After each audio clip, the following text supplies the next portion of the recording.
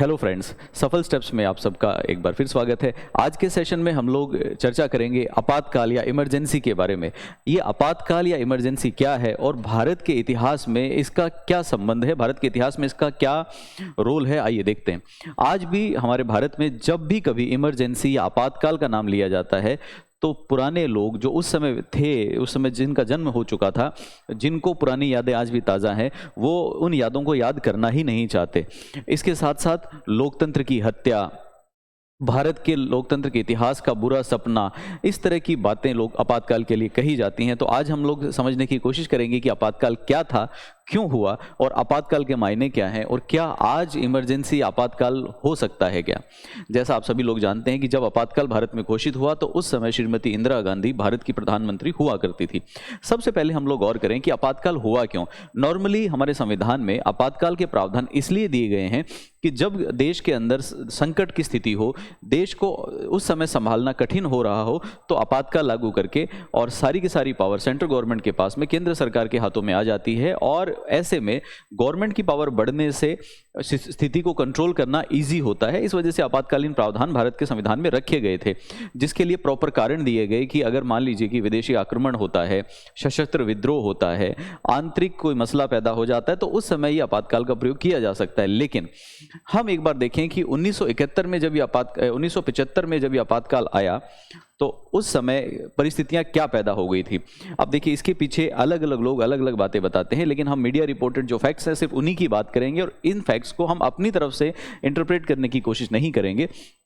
ऐसा बोला जाता है कि इंदिरा गांधी जी और राज नारायण, ये दो लोग हैं जिन्होंने रायबरेली की सीट से चुनाव लड़ा और 1971 का ये चुनाव था। 1971 के इस चुनाव के बाद में इंदिरा गांधी जीत जाती हैं, भारत की प्रधानमंत्री बन जाती हैं। राज नारायण जाके और उनके खिलाफ इलाहाबाद हाई कोर्ट के अंदर केस कर देते हैं और इलाहाबाद हाई कोर्ट के सामने वो दावा करते हैं कि इंदिरा गांधी जी ने वोटों में हेरफेर करके चुनाव जीता है। इसके साथ साथ सरकारी मशीनरी को, सरकारी अधिकारियों को, उन सब को उन्होंने दुरुपयोग किया, सरकारी पैसे का मिसयूज़ किया, जितना पैसा खर्च करना परमिसिबल है उससे भी ज़्यादा पैसा खर्च किया।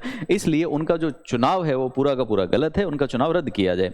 इस पर बहस होती है कोर्ट में और हाई कोर्ट में सुनवाई के बाद में 1975 के अंदर 12 जून 1975 को जजमेंट आता है और उस जजमेंट में तत्कालीन जज साहब, हाई कोर्ट के जो जज साहब थे, वो इंदिरा गांधी जी को दोषी पाते हैं और वो आदेश देते हैं कि मैं अगले 6 साल तक इंदिरा गांधी जी को किसी भी चुनाव लड़ने से प्रतिबंधित करता हूं। तो ये घटना बहुत इंपॉर्टेंट थी उस समय। और ठीक उसी समय गुजरात के अंदर जनता मोर्चा, जो राजनारायण जी जहाँ से चुनाव लड़ा करते थे, जनता मोर्चा की जीत हो जाती है। 2-3 घटनाएं एक साथ घट रही हैं। जब ये घटनाएं घटी तो उसी समय अचानक से 1975 में ही एक दिन, ये देखिए, ये घटना 12 जून की, मतलब जून के महीने की घटना है और जून के महीने में ही 25-26 जून 1975 को आधी रात को अचानक से आपातकाल घोषित कर दिया जाता है। हम सब जानते हैं कि आपातकाल घोषित करने की शक्ति राष्ट्रपति की होती है। तो उस समय भारत में राष्ट्रपति थे श्री फखरुद्दीन अली साहब और फखरुद्दीन अली अहमद साहब ने मध्य रात्रि को, 25-26 जून की मध्य रात्रि जो पड़ी, उस रात्रि को उन्होंने घोषित कर दिया कि अब से मैं भारत में आपातकाल की घोषणा करता हूं, कल से भारत में इमरजेंसी होगी, इमीडिएट इफेक्ट से इमरजेंसी होगी। जब ये इमरजेंसी हुई तो इस इमरजेंसी के प्रभाव क्या हुए, इमरजेंसी में क्या क्या हुआ। इमरजेंसी लागू होते ही सभी लोगों के मौलिक अधिकार, मूल अधिकार पूरी तरह से समाप्त कर दिए गए कि आज के बाद कोई फंडामेंटल राइट नहीं है और अगर किसी फंडामेंटल राइट का, मूलभूत अधिकार का हनन होता है तो उसकी रक्षा के लिए न्यायालय नहीं जा पाओगे आप। दूसरा, प्रेस पे प्रतिबंध लगा दिया गया। प्रेस को या मीडिया को पूरी तरह से कंट्रोल कर लिया गया। उन्हें कुछ भी छापने से पहले सरकार से अनुमति लेनी होगी कि क्या छापना है क्या नहीं। तो इसका मतलब है कि प्रेस की स्वतंत्रता को पूरी तरह से समाप्त कर दिया गया। इसके साथ साथ लोकसभा के और विधानसभा के उस समय जितने भी चुनाव हो सकते थे, उन सभी चुनाव के ऊपर रोक लगा दिया गया कि अब जब तक सरकार नहीं चाहेगी, जब तक इमरजेंसी रहेगी, तब तक कोई इलेक्शन नहीं होगा। और सरकार के पास में असीमित शक्तियां, अनलिमिटेड पावर गवर्नमेंट के पास आ गई। हम लोग जानते हैं कि जब भी कोई इस तरह की चीज होगी और शक्ति एक जगह केंद्रीकृत होगी तो उसके दुष्प्रभाव होते ही हैं। इसके बहुत सारे दुष्प्रभाव देखे गए, लेकिन इसी पीरियड के अंदर एक और कार्यक्रम लागू हो गया। उस समय संजय गांधी जी के द्वारा एक 5 सूत्री कार्यक्रम लागू किया गया।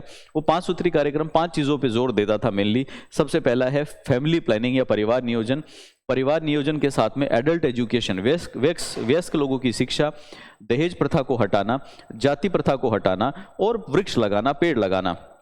अब और बाकी बातें तो ठीक है, लेकिन ऐसा उस समय के लोग ऐसा कहते हैं, पुरानी रिपोर्ट्स ये कहती हैं कि इस कार्यक्रम को सफल बनाने के लिए परिवार नियोजन को जब भारत में लागू किया गया तो परिवार नियोजन के बहुत सारे ऐसे केसेस आए जहां पे जबरदस्ती लोगों को पकड़ पकड़ के और उनके परिवार नियोजन के ऑपरेशन से उनकी सर्जरी कर दी गई। जो लोग नहीं चाहते थे उनके भी ऑपरेशन हुए। और कुछ मीडिया के जो लोग हैं, कुछ पेपर्स हैं, कुछ पुरानी रिपोर्ट्स हैं, वो तो ऐसा भी कहती हैं कि पूरे पूरे गांव को घेराव करके और उसमें जितने भी लोग थे सबको जबरदस्ती पकड़ के सबकी सर्जरियां कर दी गई। ऐसा आंकड़ा कई जगह देखने को मिलता है जो मीडिया रिपोर्ट्स बताती हैं कि उस समय लगभग 83 लाख लोगों की जबरदस्ती नसबंदी या बंध्याकरण का ऑपरेशन उनका कर दिया गया। तो ये सारी की सारी चीजें उस समय आपातकालीन हो रही।